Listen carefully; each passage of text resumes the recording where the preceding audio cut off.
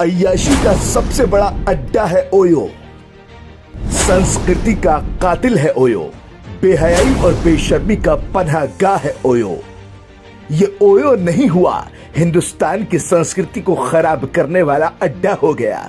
OYO का नाम सुनते ही शायद आपके दिमाग के भी घोड़े दौड़ने लगे होंगे और आप भी सोच रहे होंगे कि आखिर ये ओयो चल क्या रहा है।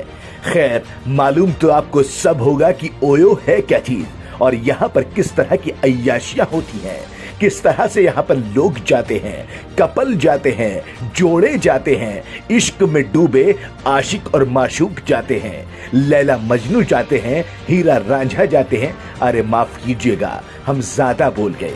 अगर हीरा रांझा और लैला मजनू होते तो शायद मोहब्बत पाकीज़ा होती। यहाँ तो वो जाते हैं जिनको अपनी हवस पूरी करनी होती है। यहाँ तो वो जाते हैं जिनको प्यार का नाम सिर्फ खेल नजर आता है। यहाँ तो वो जाते हैं जो जिस्म के पुजारी हैं। यहाँ तो वो जाते हैं जो सिर्फ एक दूसरे की हवस और एक दूसरे की जरूरत को शांत करना जानते हैं और उसको पनाह दे रहा है ओयो होटल्स। ओयो होटल्स एक जगह नहीं है, लगभग ज्यादातर हिंदुस्तान के हर कोने में ओयो होटल्स हो गए हैं। अब संभल में जब ओयो होटल पे जब रेड पड़ी तो पुलिस ने इस होटल से तकरीबन 14 लोगों को हिरासत में ले लिया। मुखबिर ने सूचना दी कि इस होटल के अंदर गलत काम किया जा रहा है।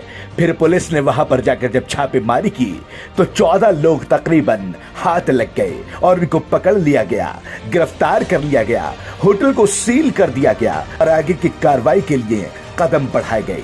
लेकिन सवाल तो ये है, खबर तो आपको छोटी लग रही होगी, अब जरा सवाल सुन लीजिए कि क्या ओयो हिंदुस्तान की संस्कृति को खराब नहीं कर रहा? क्या ओयो गोरख धंधे को जन्म नहीं दे रहा? क्या ओयो गलत काम करने का अड्डा नहीं बन गया है? क्या ओयो होटल ऐसे लोगों को पनाह नहीं दे रहा जो गलत काम करने के लिए ही आते हैं और उनका मकसद ही ऐसे काम करना होता है? बहरहाल संभल चनौसी मार्ग पर पुलिस ने जब ये छापेमारी की तो 14 लोगों को हिरासत में ले लिया, होटल को सील कर दिया गया है।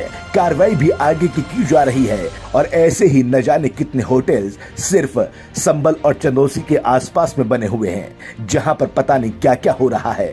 बहरहाल देखना होगा कि कार्रवाई क्या होती है, लेकिन सवाल सबसे बड़ा यही है कि क्या ओयो हिंदुस्तान की संस्कृति को बर्बाद करने के लिए वो कदम नहीं है जिस कदम को उठाने के लिए भी 500 बार सोचा जाए।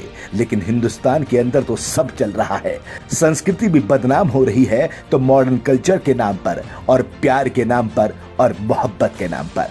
ब्यूरो रिपोर्ट, बेबाक आवाज़ टीवी।